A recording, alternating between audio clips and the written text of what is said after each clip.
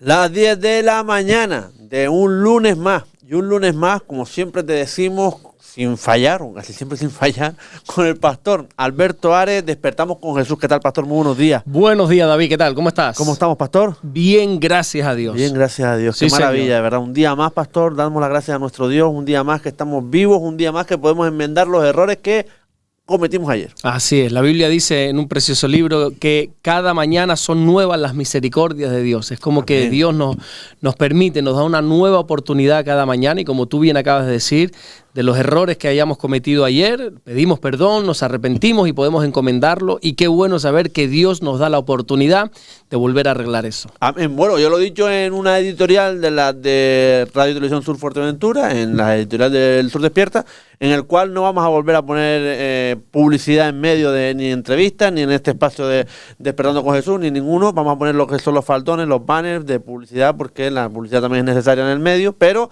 hemos visto pues que hay gente que le ha molestado el tema de la publicidad, pedir disculpas, como bien he dicho, errar es de humano y pedir disculpas, y gracias a nuestro Dios que nos perdona, porque la verdad que pedimos disculpas nuevamente. Pastor, vamos a empezar, si le parece, con el último culto. 6 de la tarde Morrojable, 11 de la mañana Puerto Rosario, por favor. Exactamente, vamos a compartir un poquito lo que estuvimos hablando, pero si me permites, David, lo que podemos hacer hoy es, en vez de compartir lo que hablamos el domingo, como hay muchas personas que no pueden asistir a los cultos que nosotros tenemos entre semana de estudio, bueno, no pueden asistir primeramente porque no son de aquí de Fuerteventura, ni de Canarias, ni de España, ni de Europa. Hay muchísima gente que nos escucha desde el otro lado del charco, como nosotros decimos, ¿verdad? En Estados Unidos, en Sudamérica, bueno, en cantidad de sitios que no pueden acudir y saben, porque yo a veces doy la información en los devocionales, en otros sitios, que tenemos culto de estudios y mucha gente me dice, bueno, ¿y por qué no los publicas?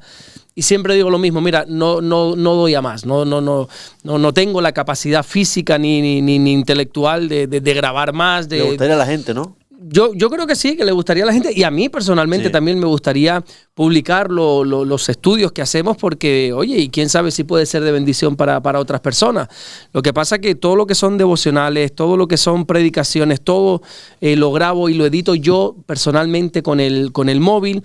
Hasta el momento no tengo otros medios, no tengo un equipo que me ayude, pero no porque no quiera. La iglesia, gracias a Dios, tenemos servidores y gente que quiere y está dispuesta a hacerlo, pero no tenemos los medios. Entonces, por eso no lo puedo hacer, pero me gustaría poder hacerlo algún día. Así que si hoy me dejas, pues compartimos un poco lo que hablamos el miércoles en el último culto de estudio, que estamos estudiando el libro de los Hechos, un libro apasionante, un libro que nosotros conocemos como Hechos de los Apóstoles, pero que en realidad todos los conocedores, teólogos, eruditos, todos los que entienden de Biblia, han llegado a la conclusión de que este libro debería haberse llamado Hechos del Espíritu Santo, porque aquí se nos va a contar en este libro lo que el Espíritu Santo hizo en la iglesia primitiva a través de los apóstoles.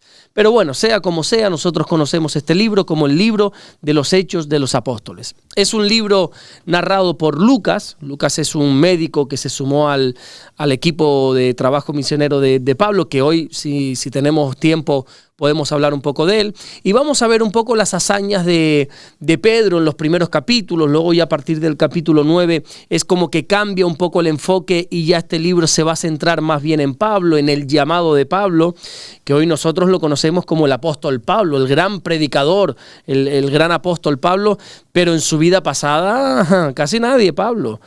Conocido como Saulo de Tarso, un perseguidor de la iglesia, un judío, fariseo de fariseos que tenía mucha rabia, mucho celo porque el cristianismo estaba en auge y él pensaba que eso era una secta, que estaban adorando a un dios falso, que estaban intentando hacer quedar mal al Dios del judaísmo, y él se levanta contra los cristianos y los persigue, los encarcela, los asola, hace barbaridades con ellos. Y en una de esas caminatas que iba concretamente hacia Damasco a perseguir a los cristianos, con permiso de las autoridades de Jerusalén, se le aparece el Señor mismo en el camino y le dice aquella famosa frase: Saulo, Saulo, ¿por qué me persigues?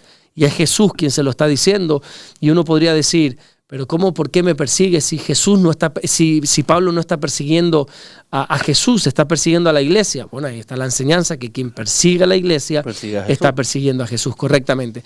Bueno, rápidamente Pablo se pone manos a la obra, empieza a predicar. Él no es de esos creyentes que se pasa años sentado en una banca escuchando a otros, no, él se convierte hoy y enseguida comienza a predicar el evangelio. Y lo vamos a ver cómo hace un primer viaje misionero, cómo va a visitar juntamente con un hombre llamado Bernabé, otro también llamado Juan Marcos, pero que Juan Marcos abandona en mitad del camino, pero sigue. Y luego comienza un segundo viaje misionero, en este caso con un hombre llamado Silas, porque ya Bernabé forma otro equipo misionero con Juan Marcos, pero Pablo se queda con estoy intentando ir rápido para centrarme. No hay prisa. Pero quiero poner una base, un contexto a lo que vamos a hablar, ¿no? Pablo está ya con otro hombre llamado Silas y empieza a ir lugar por lugar. Llega a un sitio donde también conoce a Timoteo. Timoteo se suma a su equipo de trabajo y entonces quieren ir a un lugar. Vamos a centrarnos un poquito en el capítulo 16 de Hechos. Quieren ir a un lugar y dice la Biblia que les fue prohibido por el Espíritu Santo predicar la palabra en Asia. Ellos tenían el deseo de ir a Asia. Ellos tres tenían ese fervor, esas ganas, ese deseo, creyendo que estaban haciendo lo correcto y de hecho lo estaban haciendo. Y dijeron, bueno, vamos a ir a Asia a predicar el Evangelio. Y es el Espíritu Santo el que les dice no. No encontramos ninguna objeción por parte de Pablo, ni de ninguno de ellos, Silas o Timoteo. No, ellos no dijeron, bueno, ¿y por qué? No. Obedecieron. Entonces ellos dijeron, bueno, pues vamos a ir a otro sitio, vamos a ir a Bitinia, a otra ciudad, a predicar. Y nuevamente el Espíritu Santo les dijo, no, se los impido. Y entonces resulta que cuando suceden esos dos no por parte de Dios, ocurre algo muy hermoso, y es que esa noche Pablo tiene una visión. Una visión es como tener un sueño, pero estás despierto, es como algo que tú estás viendo. Pedro en Hechos capítulo 10 lo denomina como un éxtasis, ¿no? Algo que tú ves, que estás viviendo en primera persona, no estás soñando, sino que lo estás viendo, no es algo real que esté pasando, pero tú lo estás viendo. Y de repente Pablo dice que ve a un hombre, a un varón macedonio del lugar, una ciudad llamada Macedonia, que solamente le dice una palabra, ayúdanos, ven aquí y ayúdanos. Entonces Pablo entiende que tiene que ir hacia Macedonia a predicar el evangelio. Bueno, lo que podemos ver en todo esto es que muchas veces, David, Dios permite nos en nuestra vida porque después tiene algo mejor para nosotros. Y como a veces nosotros nos comportamos como niños caprichosos cuando Dios nos dice que no, ¿y por qué no? Y esto, o no queremos interpretar que es Dios quien nos ha prohibido algo, pero nos encaprichamos, nos ponemos de morrudos, como diríamos aquí en Fuerteventura. Nos amulamos, ¿no? Como niños chicos, pataleamos. Pero qué bonito saber que Pablo no, ni Pablo ni su equipo no se amularon, no se enfadaron, no pidieron explicaciones. O sea, ¿quiénes somos nosotros para pedir explicaciones a Dios, por otra parte, no? Pero ellos no pidieron explicaciones a Dios, simplemente obedecieron. Ok, está bien, no quiere que vayamos a Asia, él tendrá sus razones, no quiere que vayamos a Bitinia, bueno, él tendrá sus razones, obedecieron. Y esa noche Dios le da una visión. Entonces yo encuentro que cuando alguna puerta se nos cierra en el reino de Dios, es porque ya Dios tiene otra puerta abierta para nosotros. Por otra parte, me llama la atención que esta visión, este suceso sobrenatural por parte de Dios, ocurrió después de la obediencia de Pablo. Y aquí yo me detenía y lo hablaba larga y tendidamente a la iglesia, y es que lo sobrenatural de Dios siempre está después de la obediencia. Muchas veces nosotros queremos vivir en los milagros de Dios, en lo sobrenatural de Dios, en lo glorioso de Dios, y es lícito, es bueno desear eso, pero para llegar ahí hay que atravesar una puerta llamada obediencia. Cada milagro de Dios fue precedido por la obediencia. Todos absolutamente. Siempre que uno lee un milagro de Dios, busca un acto de obediencia por parte de alguien y lo vas a encontrar. Porque siempre es la obediencia, luego lo sobrenatural. No al revés. A veces hay gente que quiere vivir en lo sobrenatural, pero no es obediente. Sí. No. Y el mensaje bíblico, el mensaje de Dios es que la obediencia te catapulta, te lleva, te coloca en lo sobrenatural de Dios. Y esto es importante entenderlo. También les enseñaba a la iglesia que nosotros no podemos encajonar a Dios en nuestra mente cuadriculada. Nosotros no podemos decir, Dios va a obrar de esta manera, porque Dios no siempre obra de la misma manera. Y decía esto porque el propio Señor Jesucristo, antes de ascender al cielo, Él dijo, Predica esta palabra, le dijo a los discípulos, id y predicar este evangelio a todas las naciones, predica, haz discípulos en todo el mundo. Bueno, y ahora Pablo podría decir, vale, y ahora que yo me dispongo a predicar, me dices que no hasta en 2 veces. Bueno, es que Dios no siempre obra igual. Y nosotros no podemos encajonar a Dios en una manera de actuar. Lógicamente hay un orden, ¿no? No quiero usar la palabra protocolo porque Dios está encima de los protocolos, pero hay un orden establecido por Dios. Una prioridad, quizás. Exacto, pero Dios, tenemos que saber que Dios es soberano. ¿Sabes lo que significa soberano? O justo, ¿no? No, soberano es que Dios hace lo que quiere, cuando quiere, como quiere y porque quiere. Punto. De hecho, la palabra soberano, uno de sus derivados podría ser, ¿cómo es? Déspota. Esa es la palabra. Soberano es déspota. Claro, nosotros asociamos déspota a algo malo, ¿no? Algo malo, sí. Oye, qué tío más déspota, Sí, más. sí. No, déspota en el sentido de que él tiene autoridad para hacer lo que quiere, como quiere, cuando quiere y porque quiere. Y así es Dios, Él es soberano. Y nosotros no lo podemos encajonar. Bueno, yo voy a ir ahora a Asia, a Bitinia, a predicar porque yo sé que Dios... No, ojo. Que Dios puede decirnos no cuando Él quiera. Que Dios puede decirnos sí cuando Él quiera. Y que no nos tiene por qué estar dando explicaciones. Por ponerte un ejemplo, ¿no? No sé si conoces la historia de Naamán el sirio. Dice que era un general que tenía lepra. Él tenía lepra y bueno, y una persona le dijo, mira, ¿y por qué no vas a Elías, al profeta, que él te puede sanar? Ah, vale, pues voy a ir a él. Claro, un hombre de autoridad, Elías, donde él pasaba, todo el mundo se cuadraba, todo el mundo lo obedecía. Entonces, Naamán el sirio iba caminando hacia casa del profeta y entonces él iba diciendo, bueno, ahora seguro que voy a llegar y este hombre va a salir y va a imponer sus manos sobre mí y va a declarar sanidad y voy a ser sano. Él se hizo sus planes con Dios. Él dijo, Dios va a obrar así a través de este hombre. Sin embargo, cuando llega, dice que ni siquiera salió Elías a recibirle, sino que le dijo a un siervo que había por ahí, si no recuerdo mal, se llamaba Giesi, mira Giesi, dile, sal tú y atienda a este hombre, dile que se vaya a bañar 7 veces al río Jordán. Uy, esto le sentó como una patada a Naamán. Que no me salga a mí a recibir al profeta de Dios, que salga aquí el siervo, el criado a recibir. Le sentó como una patada. Bueno, pero es que Dios no obra como nosotros queremos que obre. La voluntad es de Dios, no nuestra. Y a veces tenemos que entender que los planes de Dios no son los planes que nosotros tenemos. Nuestros pensamientos no son los pensamientos. Nuestros caminos no son los caminos de Dios. Empezamos a hacer los cuentos de la leyera, ¿no? ¿Cómo es eso? Empezamos a hacernos los cuentos de la leyera, empezamos a decir, ya hago esto, ya hago lo otro, cuando a lo mejor Dios nos tiene otras cosas totalmente distintas. Correctamente. Lo que sucede es que cuando nos hacemos nuestros planes y no sale conforme a nuestros planes, nos frustramos, nos decepcionamos, como tú bien dijiste ahora, nos amulamos. Y no, perdonen, Dios no obra siempre de la misma manera. Y bueno, a algunos le habrá dicho, sí, vete a predicar a Asia, a Bitinia, pero a Pablo le dijo, no. Y uno tiene que entender que tenemos que aceptar el plan de Dios. Uno puede tener sus planes, uno puede tener su idea, su voluntad, pero al final nosotros nos hemos comprometido con esa frase que Pablo dijo, ya no vivo yo, mas vive Cristo en mí. Y si vive Cristo en mí, que Él haga su voluntad sobre la mía. Uno propone. ¿Cómo? Uno propone. Y Dios dispone, exactamente. Entonces, nosotros está bien que tengamos metas, sueños, propósitos, que tengamos una voluntad, la cual Dios nos ha dado, ¿no? Dios nos ha dado esa voluntad. Pero por encima de todo eso tiene que estar la voluntad de Dios. El propio Señor Jesucristo, antes de ser arrestado y crucificado, en el Getsemaní le dijo al Padre en oración, si puede ser, que pase esta copa de mí, que pase esta situación de mí, pero que no se haga mi voluntad, sino la tuya. Es decir, yo te expreso mi voluntad. Esto es lo que yo quiero. Esto es lo que yo deseo. Pero entiendo, comprendo y acepto que tu voluntad, mi Dios, está por encima de la mía. Y ahí lo vemos reflejado en ese pasaje.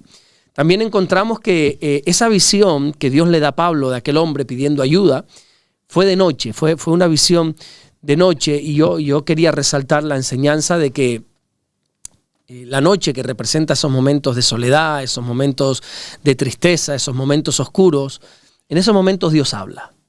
En esos momentos Dios no ha desaparecido. Quizá cuando las personas nos han dejado, nos han abandonado, cuando nos sentimos solos, cuando nos sentimos abandonados, Dios no lo hace. Dios siempre está ahí y vemos como en esa noche cuando nada tiene sentido, cuando has recibido varios no de Dios, cuando parece que tus planes todos se han venido abajo, es ahí cuando Dios le habló. Y luego hay algo muy curioso porque te acabo de decir cuál fue la frase o la palabra que este varón macedonio le dijo a Pablo en visión. Es, ven a Macedonia y ayúdanos.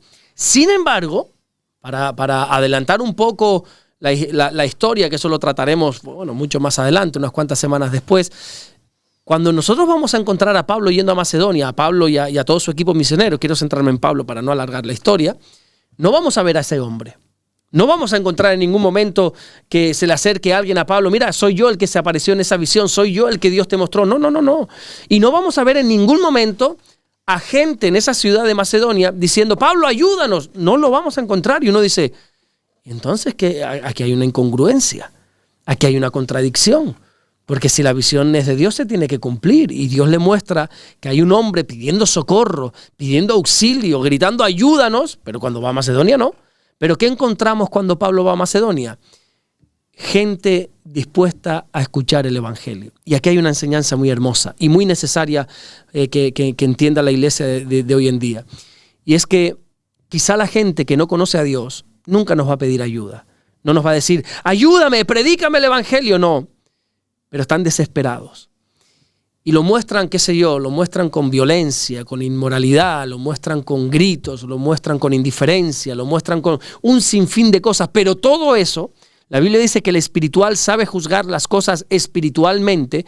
Uno que es espiritual y uno que entiende cómo opera Dios, tiene que saber que todas esas acciones de los hombres es un grito de clamor, de predícame el Evangelio, ayúdame, ayúdame. Entonces uno tiene que entender eso. Y Pablo lo entendió y fue y predicó. Ahora, ¿qué hizo Pablo cuando recibió la visión? Esto es importante. Siempre digo eso, esto es importante. Es que todo es importante, ¿no? Todo es importante. Todo es importante. Correcto. Sí. No, cierto es. ¿Qué hizo Pablo? La Biblia dice, en Hechos 16:10, que cuando Pablo ve la visión, enseguida procuró partir para Macedonia. Es decir, Pablo obedeció de una manera inmediata. Pablo no pospuso lo que tenía que hacer. Pablo no dijo, bueno, sí, pero es de noche, ya si acaso el lunes, ya el lunes me pongo, déjame pasar aquí un fin de semana, relajadito, déjame primero que haga unas cosas, bueno, ya ahora primero déjame hablarlo con mi equipo, ya si eso te digo, es que tú sabes que ahora no me encuentro muy bien de ánimos, ahora no tengo sustento suficiente. No. Pablo recibe algo de Dios y enseguida, dice la Biblia, procuró ir a Macedonia. Y tenemos que prestar atención en esa palabra, enseguida. Porque nosotros tenemos que obedecer a Dios de una manera inmediata. Y a veces es contradictorio porque decimos que amamos a Dios, pero no le obedecemos de una manera inmediata. Siempre estamos como posponiendo. Sabemos lo que tenemos que hacer, sabemos lo que Dios está demandando de nosotros, pero es como que siempre no le damos largas de una manera directa, pero sí intentamos espiritualizar las largas. No, mira, es que ahora déjame orar. Primero ahora tengo ahora me viene mal, sí, cualquier cosa, ¿verdad? Pero no, cuando Dios nos habla es para que le obedezcamos enseguida y nosotros tenemos que ejercer en nuestra vida lo que se conoce como la obediencia inmediata. Dios habla, el hombre obedece. Así tiene que ser. La obediencia inmediata es responder a la voz de Dios sin demora, sin negociar y por supuesto sin posponer para otro día, porque si no, lo que vamos a ir haciendo es almacenando palabra de Dios. Yo no sé si tú te has encontrado con creyentes, David, yo me los encuentro cada día, que me dicen, no, es que Dios me habló, Dios me dijo. Bueno, está bien, yo no voy a poner en duda eso, porque yo no soy juez de nadie, pero me encuentro a mucha gente diciendo que Dios le habló, pero bueno, ¿y esa palabra a qué te ha llevado? No, es que Dios me mostró, Dios me dijo. Yo es que encuentro a la gente usando esa frase con tanta ligereza, Dios me dijo, Dios me mostró. Yo tengo un temor y un respeto a decir eso, pero bueno, a lo que vamos. Dios me mostró, Dios me dijo. Bueno, ¿y qué estás haciendo? Porque Dios te muestra esto, Dios te muestra aquello, Dios te muestra que multitudes van a ser salvas. ¿Vale? ¿Tú estás obedeciendo? Porque si no, lo que estás haciendo es almacenando. Entonces, yo no estoy en contra de que Dios te hable, no, por supuestísimo que no. Yo creo totalmente que Dios habla. Porque lo he experimentado. A mí nadie me puede venir y decir, no, Dios no habla, Dios, perdón, tú puedes decir lo que tú quieras. Yo he experimentado como Dios ha hablado. Dios ha hablado a mi vida. Pero lo que no tenemos que hacer es que Dios nos hable y que no obedezcamos. Entonces lo que el creyente tiene que trabajar es en la obediencia. Seguramente todo creyente, en mayor o en menor medida, tiene palabras de Dios sin obedecer. Todas las personas, por ejemplo, personas que algunos creyentes no han perdonado todavía. Bueno, eso es una falta de obediencia, porque la Biblia es clara, tienes que perdonar a todas las personas. tenemos palabras de Dios sin obedecer, como por ejemplo no haber dado ese paso que Dios nos ha dado, ya sea de servirle, ya sea de consagrarnos a Él, ya sea de reconciliarnos con una persona, ¿verdad? Y seguimos posponiendo lo que tenemos que hacer y no obedecemos a lo que Dios nos está pidiendo. No haber cortado con un hábito, no haber cortado con alguna persona que Dios nos ha pedido, nos ha dicho clarísimamente y no hay dudas de que no, esta persona no te conviene, este trabajo no te conviene, este hábito tienes que soltarlo, pero seguimos como anclados ahí. Sí, y dilatando el tomar una decisión que sabemos que tenemos que tomar. Y Dios nos lo dice por una parte, por otra, y uno sabe cuando Dios se lo está diciendo, pero no ejercemos la obediencia inmediata y decimos algún día, ¿verdad? Algún día. Ahora, mira, me vino a la mente ahora un cantante, ahora no recuerdo cómo se llama, un cantante colombiano que falleció hace pocos días. Jason. Jason, exactamente. Jason Jiménez. Bueno, él decía mucho, sobre todo últimamente, él decía mucho que en un futuro él lo que le gustaría era cantar para Dios. Bueno, a los 35 años. Exactamente. Sí. Y él de hecho, si no me equivoco, y creo que no me equivoco, llegó a cantar una canción cristiana junto con un cantante, se llama Alex Campos. Perdóneme si no es correcto Alex Campos. Creo que sí, que es este cantante, como sea. Pero lo que quiero decir, oye, si tú tenías ese deseo porque Dios te lo estaba pidiendo, ¿por qué decías ya lo haré? Hazlo. Yo creo que este hombre nos deja el ejemplo de que si Dios nos está pidiendo algo, hagámoslo en el mismo Corra día. tus brazos, la canción de Jason Jiménez y Alex Campos. Alex Campos, exacto, no me estaba... Corra tus brazos. Y bueno, gloria a Dios. Y ojo, me da muchísima pena. No, tuvo visiones también él, que moría. Tremendo, ¿no? Qué cosa. Yo vi esa asombroso. Entrevista, bueno, vi una parte que me salió en las redes sociales, una entrevista de que él decía que había tenido hasta en 3 ocasiones, sí, de sueños que le perturbaban, que estaba como... Y de hecho, incluso dando esa entrevista, él se mareó. Él decía, no puedo continuar, estoy mareado. Porque él decía cómo sobrevolando Medellín se iba a chocar. Oye, qué cosa, ¿no? Qué tremendo. Pero lo que quiero decir, si sabes que Dios te estaba pidiendo algo, ¿por qué no lo hiciste? Si sabemos que Dios nos está pidiendo algo, no digamos, ya cuando tenga 35 años lo haré, cuando ya el lunes, ya déjame primero que arregle estos asuntos y ya me consagro al Señor. Deja primero, si Dios nos está pidiendo algo, seamos como Pablo. Pablo dijo, imitadme a mí como yo soy imitador de Cristo. Imitemos a Pablo en esto. Pablo tenía obediencia inmediata. Dios le muestra algo, Dios demanda algo de él y él enseguida lo hace.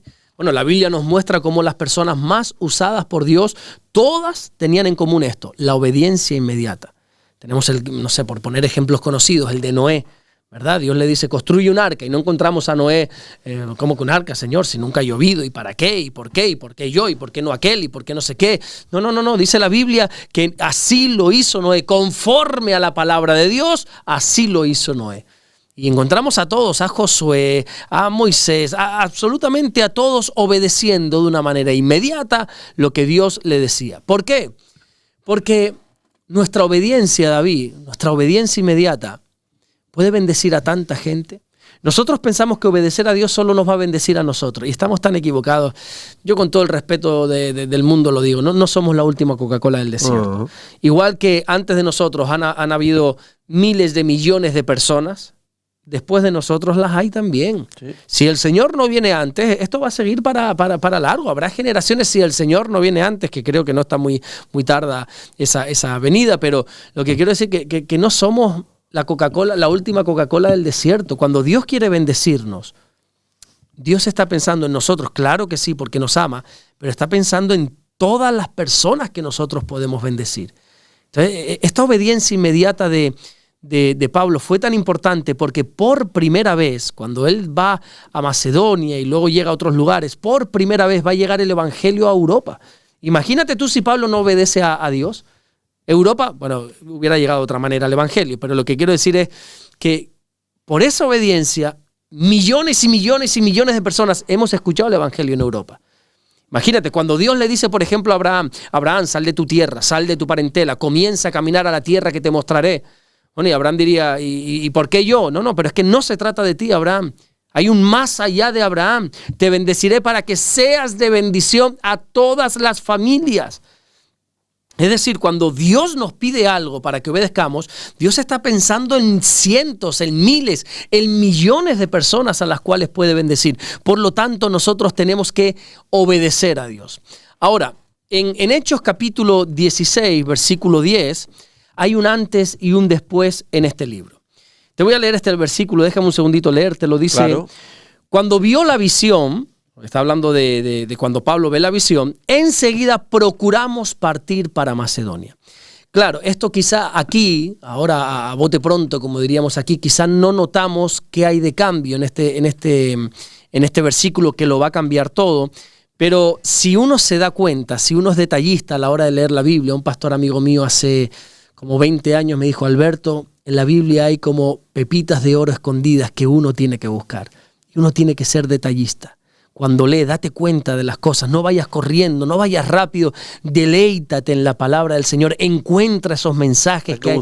Exactamente, ¿verdad? Es como cuando uno va al mar, uno puede nadar y ver los pececitos de la orilla o a un metro. No, sumérgete en las aguas del Espíritu cuando vayas a leer la palabra. Y encuentro, aquí hay un cambio tremendo porque se usa el verbo procuramos ir a Macedonia. Y es la primera vez. Recuerda que Lucas es el que escribe este libro. Es la primera vez que Lucas va a hablar en primera persona. En todo momento de Hechos capítulo 16, versículo 10 hacia detrás, siempre habla en tercera persona. Es Lucas contando lo que Dios estaba haciendo con Pablo, con Bernabé, con Silas, con Pedro, con todos los demás. Pero ahora Lucas es como que se sube y dice, no, y procuramos. Y a partir de aquí en adelante vamos a encontrar la historia del libro de los Hechos narrada en primera persona. Y yo le decía a la iglesia que Lucas comienza a contar su propia historia con Dios. Llega un momento que nosotros tenemos que empezar a contar nuestra propia historia con Dios. Está bien que hables de aquel, del otro, que hables de Pablo, de Bernabé, de Silas, de Timoteo. Está bien, gloria a Dios por todo lo que Dios está haciendo con otras personas. Claro que sí. ¿Y cuándo habla de ti? Nos gozamos y nos alegramos. Pero ¿y tú? ¿Cuándo vas a contar tu propia historia? ¿Cuándo vas a dejar de hablar en pasado o en tercera persona para empezar a hablar en presente, en primera persona? Y vas a dejar de decir, mira cómo Dios bendijo a fulano, para decir, mira cómo Dios me ha bendecido.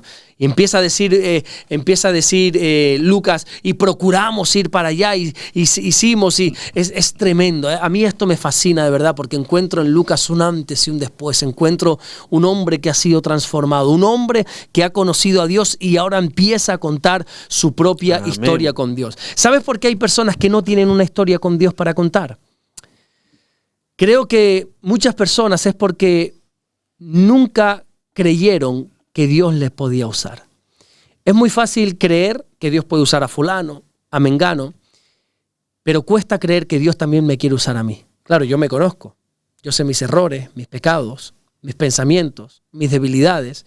Entonces, a mí no me cabe la menor duda que Dios puede usar a aquella persona, a aquel otro, pero me cuesta creer que Dios puede usar a un pecador como yo. Y así hay mucha gente con capacidades, con dones, con recursos, con talentos, sin hacer nada para Dios. Y no quizá hay gente que no hace nada para Dios porque son insensibles a Dios, por perezosos, porque no quieren hacer nada, pero hay otros que no están haciendo nada para Dios porque no creen que Dios pueda usarlos. Y encontramos aquí que sí, Dios quiere y puede usarte. A veces, por ejemplo, yo cuando hago una oración por una persona que está enferma, te soy honesto, David, yo no tengo nada que ocultar, como le decía también el otro día a la iglesia. La gran mayoría de las veces, pues la persona quizá no ha sido sanada, pero yo sigo creyendo en el poder de Dios. Y yo sigo creyendo que Dios me puede usar.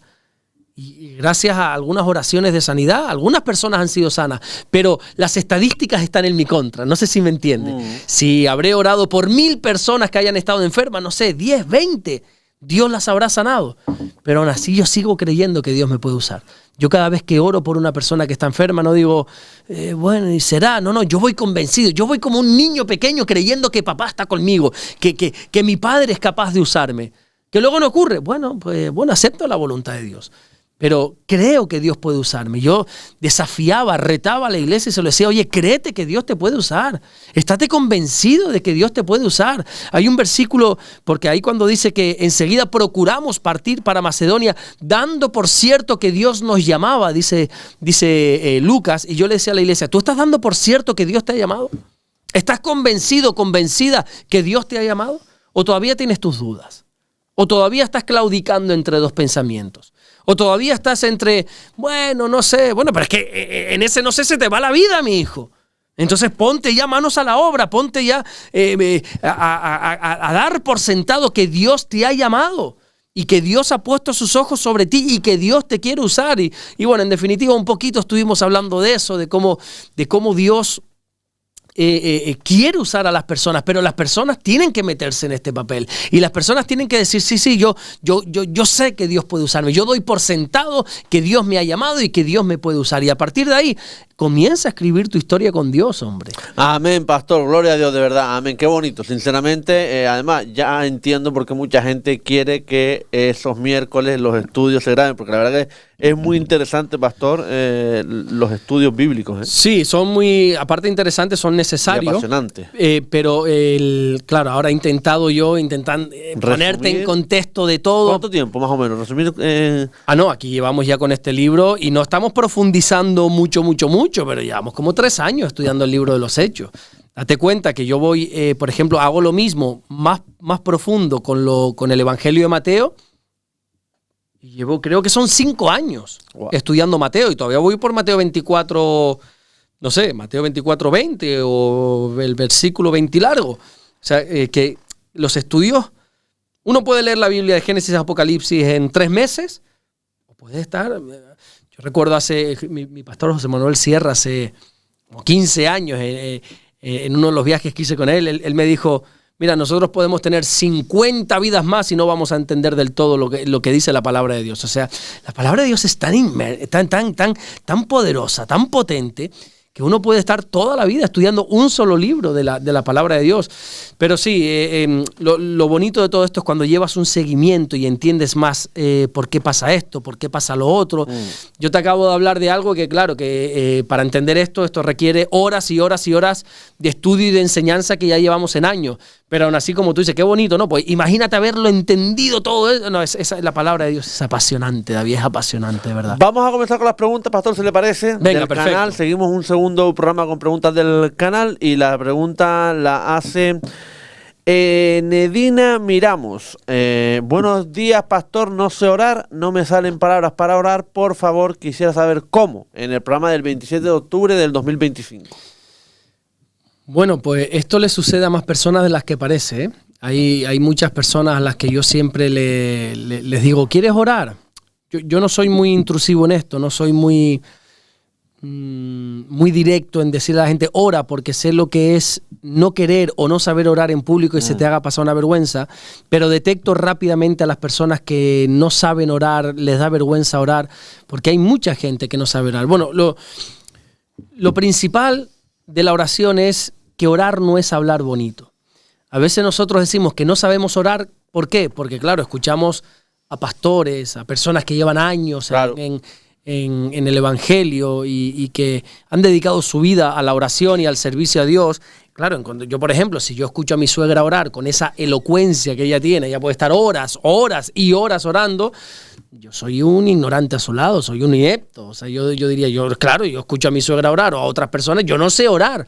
Pero es que orar no es hablar bonito, orar es hablar con Dios. O sea, yo le diría a esta hermana que se llama Enedina Miramos, por lo menos así es el nombre, sí. De la misma manera que tú te has expresado para hacer esta pregunta, imagínate que no es David y Alberto. Habla de esa manera con Dios. Exprésate como tú eres con Dios. Háblale, si Él te conoce. La Biblia dice que antes que le pidamos nada, ya Él lo sabe. Él sabe de qué tenemos necesidad. Pero Dios ha creado esta herramienta, este arma, este camino de la oración con la finalidad de que estemos con Él. Si ya Dios nos conoce mejor, ya Dios es mejor que nosotros, quiero decir, ya Dios sabe lo que quiere. Entonces lo que tiene que hacer es entender que es hablar con Dios, hablar con su Creador. Por ejemplo, no sabes orar. Bueno, empieza dando gracias. No sé, busca motivos por los cuales podrías dar gracias. Yo creo que si empezamos a buscar, tenemos más de 1000 motivos para dar gracias. Gracias primeramente porque puedes respirar. Gracias, fíjate lo que te digo, gracias porque tienes internet. Porque si has hecho esta pregunta, porque el internet ha llegado a ti, has escuchado este programa y has podido escribir. Que tengo los dedos para poder Imagínate, otro motivo para dar gracias. Gracias por personas como tú que ha abierto la emisora para que se predique el evangelio. Gracias por, qué sé yo, sin conocer a esta mujer, yo ya encuentro motivos por los que esta mujer puede dar gracias. Sí. O sea, comienza por eso, comienza a dar gracias. Entra por sus puertas con acción de gracias, dijo el salmista. Entonces, que dé gracias por su familia, si es que la tiene, por su salud, por sus dedos, como tú dices. Oye, muchas veces no valoramos lo que tenemos. Y no valoramos muchas veces la salud que tenemos hasta que la perdamos, hasta que la perdemos, ¿verdad? No valoramos el que no nos duele la cabeza hasta que nos duele. Sí. No valoramos un dolor que no nos duela las muelas hasta que nos duele. Entonces, demos gracias por la sanidad, por respirar, por poder levantarnos un día más de la cama. O sea, por infinidad de cosas. Mira, hay algo muy interesante, David, porque los propios discípulos le hicieron esta petición a Jesús. Dijeron, Señor, enséñanos a orar. De la misma manera que Juan el Bautista enseñó a sus discípulos, queremos que tú nos enseñes a orar. Y eran judíos los que hicieron esta petición. Ellos habían sido criados en la oración, ellos eran personas de oración. Sin embargo, encontraron en el modelo de orar de Jesús algo especial, porque Jesús no repetía, no hacía vanas repeticiones. Jesús no hacía esos rezos de los judíos interminables uno tras otro. Ahora la oración de la mañana, la oración de la... No, ellos vieron que Jesús tenía una relación. Ellos vieron que cuando Jesús oraba a un Dios personal, a un Padre. De hecho, lo que les llamó la atención de la oración de Jesús es que Jesús no decía Dios, Elohim. Él decía Padre, Abba, en el original. Y ellos dijeron, ¿cómo? Se está refiriendo a Dios como un Padre. Señor, enséñanos a orar. ¿Y sabes cómo les enseñó a orar, David? Él no dijo, bueno, empecemos la primera clase sobre la oración. Toma nota. No. Jesús dijo, vosotros pues oraréis así. Y dijo lo que nosotros conocemos como el Padre Nuestro. Padre nuestro que estás en el cielo, santificado sea tu nombre, venga a nosotros tu reino, hágase tu voluntad en la tierra como en el cielo, etcétera, etcétera. Pero quédate con esto. ¿Quieres aprender a orar? Tú pues orarás así. Padre nuestro, etcétera, etcétera. Se aprende a orar orando. Jesús dijo, ¿quieres aprender a orar? Ora. Comienza a orar. Yo te voy a dar un modelo de oración. Esto no es para que lo repitas. Este modelo de oración que se conoce como el Padre Nuestro no es para que lo recites como un loro. Entonces, si lo quieres recitar, pues hazlo perfectamente. Es palabra de Dios. El propio Señor Jesucristo hizo esta oración. Pero esa oración no está escrita para que la repitamos, sino como modelo, que nos sirva como modelo. ¿Verdad? Jesús comienza diciendo, Padre, sabemos ya a quién va dirigida la oración. Padre nuestro, no es mío, es nuestro Dios. Bueno, podríamos dar una enseñanza al Padre Nuestro que nos da para 20 programas aquí. Tranquilamente. Pero lo que quiero decir es, Jesús dijo, ¿ustedes quieren aprender a orar? Oren. A esta hermana yo le diría, ¿no sabes orar? Comienza. Comienza con esa palabra tímida, comienza dando gracias, comienza con tus inseguridades, que si comienzas, poco a poco vas a ser una gran mujer de oración. Amén. Pastor Isabel Sánchez, E4Y, no entiendo por qué Jacob peleó con Dios y le dijo, suéltame porque ya va a amanecer. Y hay un salmo que dice, por la mañana su misericordia y por la noche tu verdad. Esta pregunta está hecha en el programa del día 20 de octubre del 2025. No entiendo por qué Jacob peleó con Dios. Bueno, ni tú ni nadie. Es que es una lucha inentendible. Es un pasaje de la Biblia que tenemos que entenderlo desde un punto de vista espiritual. O sea, esta lucha, primero entender que esta lucha que Jacob tiene con Dios, que la Biblia no dice que sea con Dios, sino con un ángel. Más adelante se nos revela que aquel ángel era Dios. No fue una lucha violenta, ¿vale? Esto es lo primero que tenemos que entender. No fue una lucha de puñetazos, no es eso.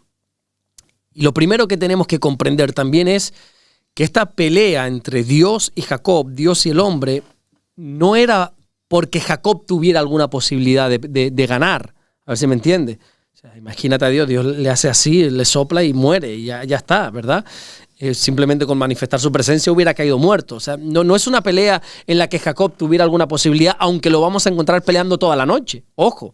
No. Es una pelea porque Dios quería tratar con Jacob. Jacob, recordemos, para entender esta pelea tienes que entender quién era Jacob y qué hizo Jacob. Jacob es un tipo peleador. Jacob es un tipo que se ha pasado la vida peleando. Él no sabe hacer otra cosa salvo pelear.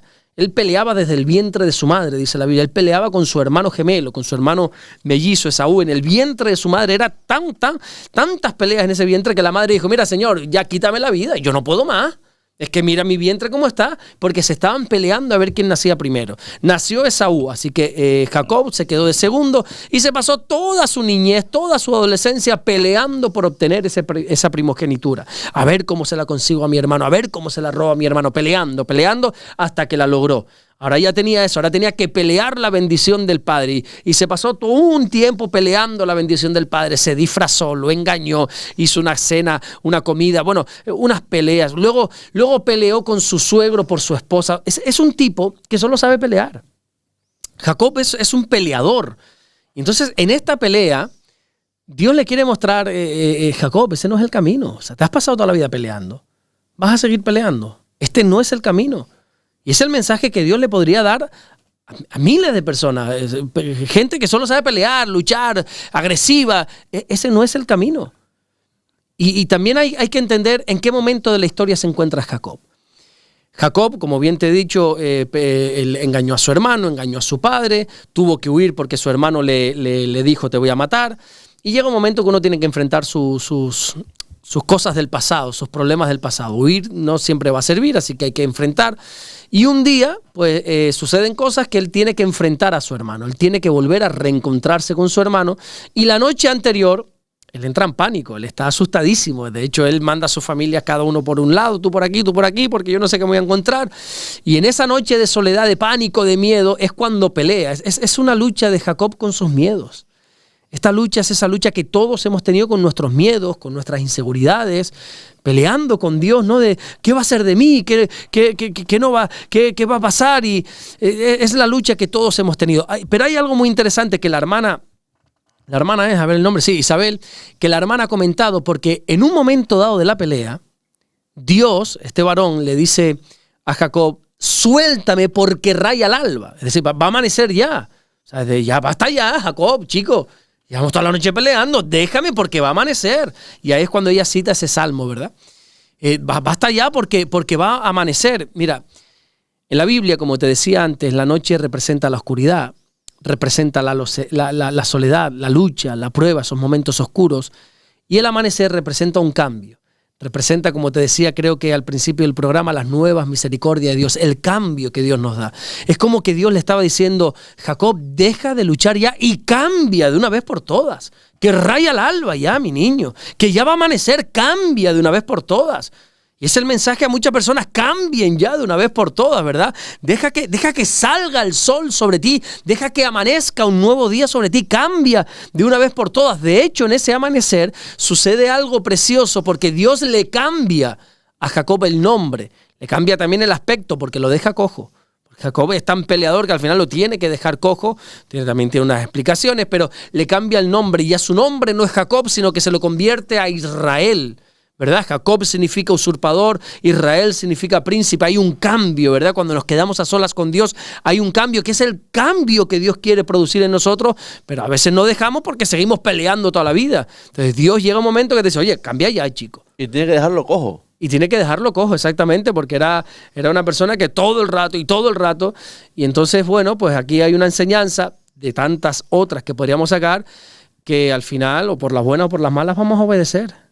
Y le desencaja la cadera, el muslo se lo desencaja, dice la Biblia. Se lo tiene que desencajar y a partir de ese momento, de hecho hay un versículo, ahora no recuerdo muy bien, que se conoce como el gusano de Jacob, ¿verdad? Porque era como que se arrastraba y lo deja cojo porque con Dios nadie va a ganar, David.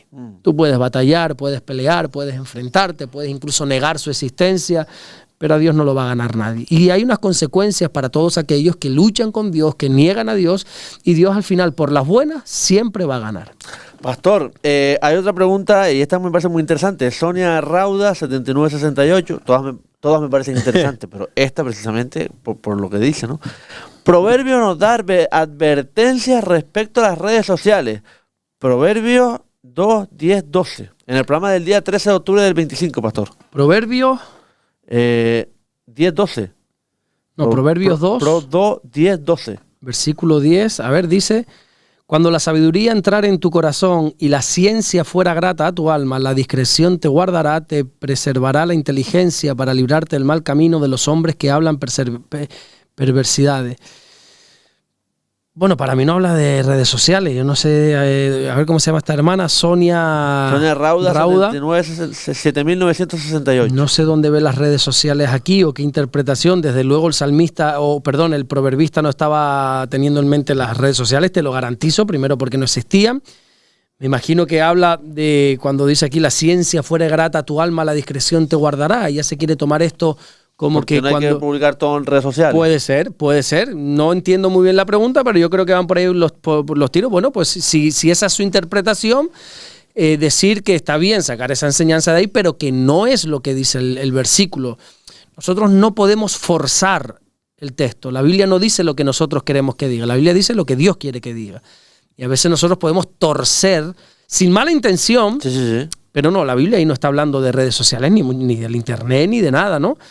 Pero bueno, si tú te tomas esa palabra para que no estés publicando todo, para que tengas discreción, que no, bueno, está bien, pero no, aclarar que no, ahí no está hablando de redes sociales. Yo lo único que puedo decir es, bueno, eso también, apoyo lo que tú estás diciendo, que no hay que publicarlo todo y que hay que tener discreción y que como todo en la vida hay que usarlo con un propósito y las redes sociales las tienes que usar con un propósito.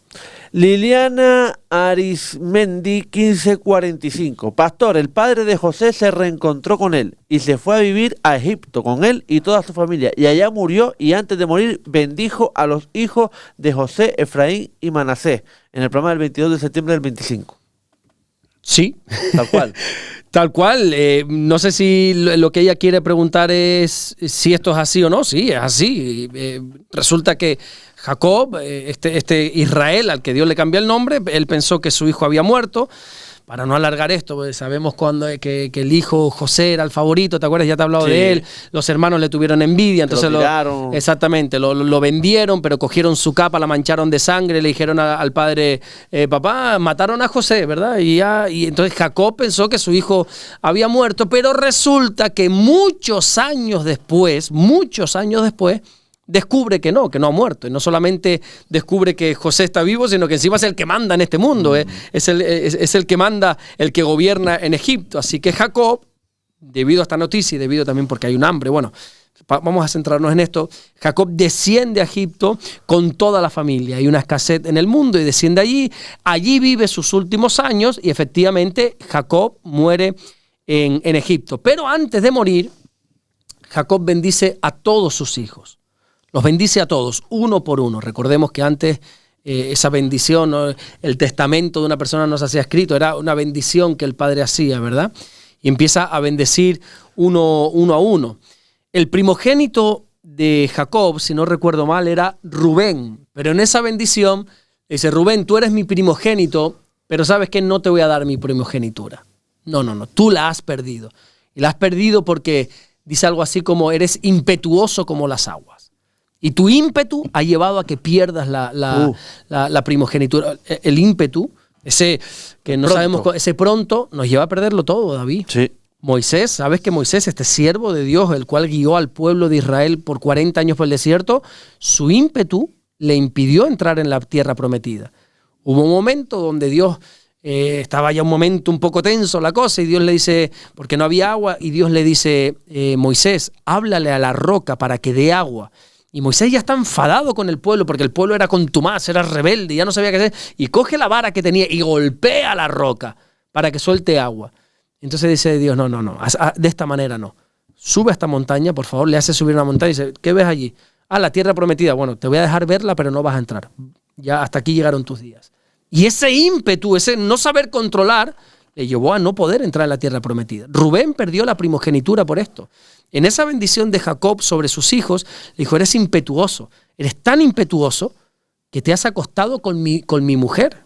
Sí, no, fue un caso tremendo. Y este es el motivo por el cual no te voy a dar la primogenitura. ¿Sabes a quién se la voy a dar? A José. Y se la dio a José. Entonces, sabes que el primogénito tenía doble porción.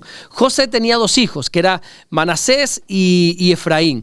Manasés era el primogénito. Al primogénito era una costumbre que se hacía. Al primogénito le tenías que poner la mano derecha sobre su cabeza, le bendecías, y al segundo le ponías la mano izquierda. Pero de repente tenía a Manasés, a Efraín, y Jacob hace esto. Es algo tremendo. Cruza sus brazos y pone la derecha sobre el que no es, sobre Efraín, sobre el menor. Y José le interrumpe: papá, te estás equivocando. Dice el padre: no, esto es así. La bendición no es como tú quieras, es como Dios quiere. Y bueno, explico esa historia. La hermana no estaba haciendo ninguna pregunta, pero eso es un poco como sucedieron las cosas. Pastor, vámonos con la última pregunta del programa del día de hoy, que la hace Rosario Rodríguez-IF7G. Hace 5 meses. Buen día, querido hermano David y muy estimado pastor. Yo quisiera que pudiera explicar algo que me tiene muy confundida. Saber si Dios tienta al hombre, si Él nos pone en tentación. Por favor, es muy importante para mí saber eso. Muchas gracias, Dios los bendiga. Es del programa 14 de julio. Dios me la bendiga. Muy pastor. Bien, pues como siempre intento hacer, no voy a dar yo ni mi opinión ni mi idea, sino vamos a dejar que la Biblia habla. La Biblia da un rotundo no. Dios no tienta a nadie. La Biblia dice en el libro de Santiago, en el capítulo 1, que cuando alguno es tentado, no diga que es tentado por parte de Dios, porque ni Dios es tentado, ni Dios tienta al hombre. Quien tienta es el tentador, es Satanás. Dios no tienta en absoluto. Lo que sí hace Dios es probar al ser humano. Ahora, hay una gran diferencia entre prueba y tentación. La tentación siempre la usa el enemigo para nuestra perdición, ¿verdad? Para que caigamos en pecado. Sin embargo, Dios usa las pruebas, esos momentos quizás difíciles, pero lo hace para que nuestra fe sea probada, para que nos pueda levantar, para formar un carácter y para hacer crecer nuestra fe. Por lo tanto, ¿cómo diferenciar una prueba de una tentación? Bueno, la tentación siempre nos atrae, dice Santiago, nos seduce hacia el mal, mientras que la prueba siempre nos va a acercar a Dios. Pero rotundamente no. Dios no tienta a nadie. Me acordé mucho ahora, pastor, de la prueba que le hizo a aquel siervo de Dios, que era muy obediente, que se le quitó todo. Job. Exactamente, sí. Me acabo de acordar precisamente. Exactamente, Job fue probado, pero fíjate cómo esa prueba lo que hizo fue acercarse, sorprendentemente, ¿no? Uno habla de Job como cualquier cosa, pero yo no sé qué persona de las que estamos vivas hoy hubiéramos respondido como lo hizo el siervo Job. Pero Job, esa prueba le sirvió a acercarse más a Dios, y al final esa prueba, ¿en qué derivó? ¿En qué concluyó? Que Job recibió 2 veces más de absolutamente todo lo que perdió. Qué bonito. Amén. Pastor, la semana que viene, mucho más y mejor. Más y mejor, ¿verdad? Dios me lo bendiga, pastor. Dios te bendiga, David. Mil gracias por dejarnos estar aquí. Gracias, pastor. Nada, hacemos un pequeño altito para la publicidad, muy necesario en todos los medios que se precien. Cortamos el vídeo y ya después ustedes siguen con Radio Televisión Sur FM. No te vayas hasta ahora.